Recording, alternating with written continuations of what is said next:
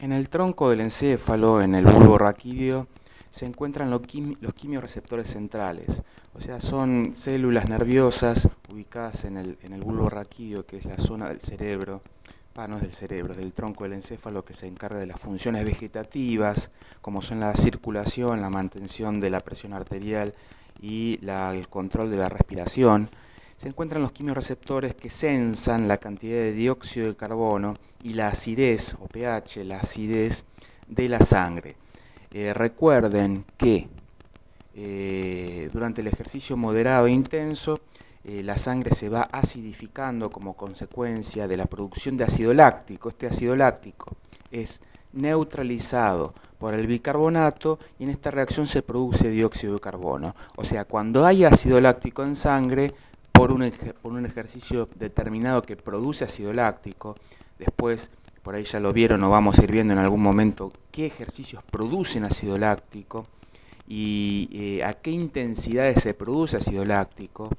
Y vamos a ver también que siempre se produce ácido láctico. Lo que pasa es que por ahí en un ejercicio aeróbico suave se va produciendo el cuerpo muy escasa cantidad, y en aeróbicos moderados ya, por ejemplo, ya hay una cierta cantidad de ácido láctico, y ese ácido láctico entonces aumenta en consecuencia el dióxido de carbono en la sangre y acidifica la sangre. Esto es sensado por los quimiorreceptores de la protuberancia y esto hace que los centros inspiratorios que están en el bulbo raquídeo den la orden al diafragma, a los músculos intercostales y a los músculos accesorios de la respiración de respirar más profundamente y más intensamente.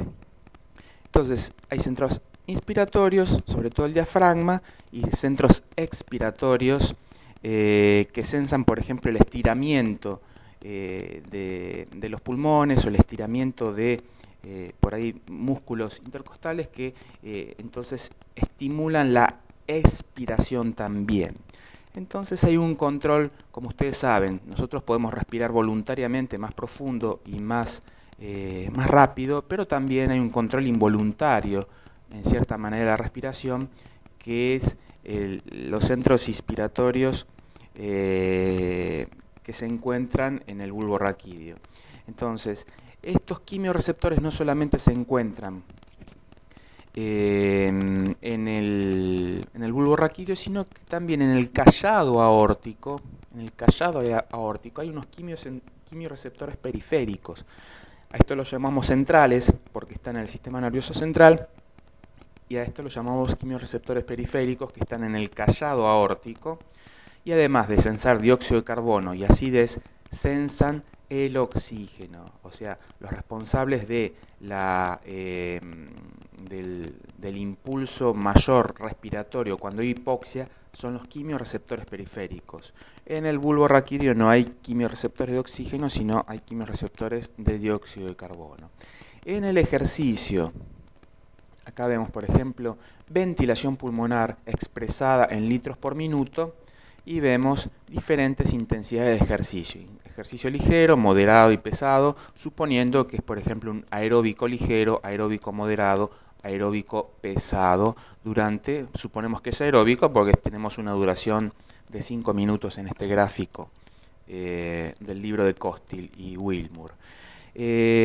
Ustedes, si recuerdan, ventilación pulmonar, o sea, sería litros por minuto, la formulita de lo que es ventilación pulmonar es igual a frecuencia respiratoria, esto por ahí anótenlo en un papelito para tenerlo a mano, frecuencia respiratoria por volumen corriente. Volumen corriente significa la cantidad de aire que entra y sale en una respiración normal. Suponiendo que en reposo, ahora le estoy hablando del reposo, suponiendo que en reposo respiramos de 10 a 12 veces por minuto normalmente, y en promedio entran y salen en esa respiración acostado medio litro por minuto, estimamos que en promedio, como para dar números redondos y que ustedes recuerden, en promedio respiramos 10 veces por minuto en reposo con un volumen corriente de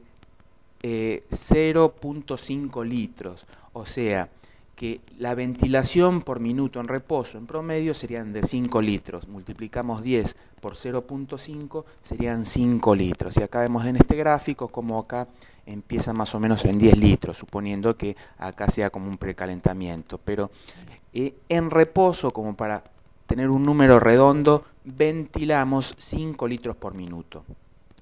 Acá vemos que en un ejercicio ligero podemos estar alrededor de los 50 litros por minuto, en un ejercicio moderado alrededor de los 80 litros por minuto, en un ejercicio pesado, como puede ser al final de una prueba de consumo de oxígeno, al final de una ergometría, al final de una prueba aeróbica, como podemos hacer una prueba en cinta, para estimar la capacidad aeróbica o en bicicleta. Al final de esa prueba aeróbica, en promedio, un hombre de 70 kilos con una capacidad física promedio va a estar ventilando por minuto de 100 a 110 litros por minuto. Recuerden que esto depende de la altura, de la contextura física y del entrenamiento. Una persona que hoy ventila 100 litros por minuto, tal vez en 4 meses al máximo esfuerzo puede estar ventilando 120 o 130 litros por minuto.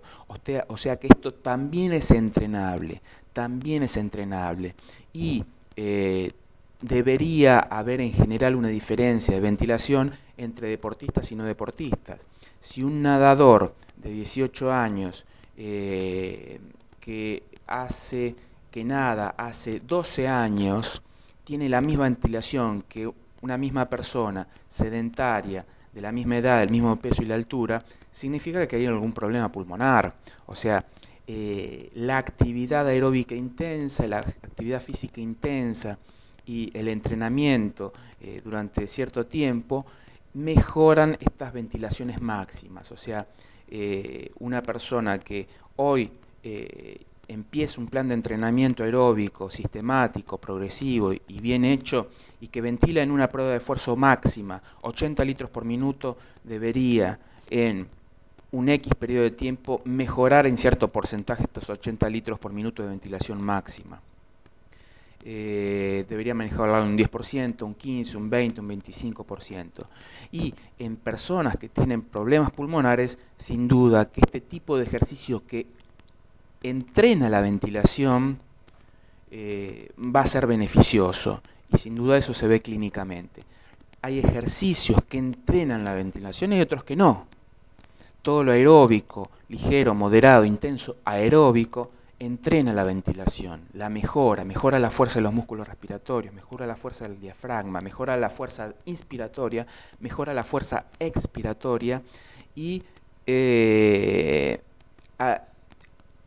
también acá habría que diferenciar que hay otros ejercicios que por más que sean muy intensos, por ejemplo una persona que hace físico-culturismo y entrena nada más que la fuerza, sin nada aeróbico, tal vez tenga una capacidad ventilatoria como un sedentario y a veces hasta menor capacidad ventilatoria que un sedentario. O sea, la ventilación máxima se puede mejorar con cierto tipo de entrenamiento, sobre todo aeróbico.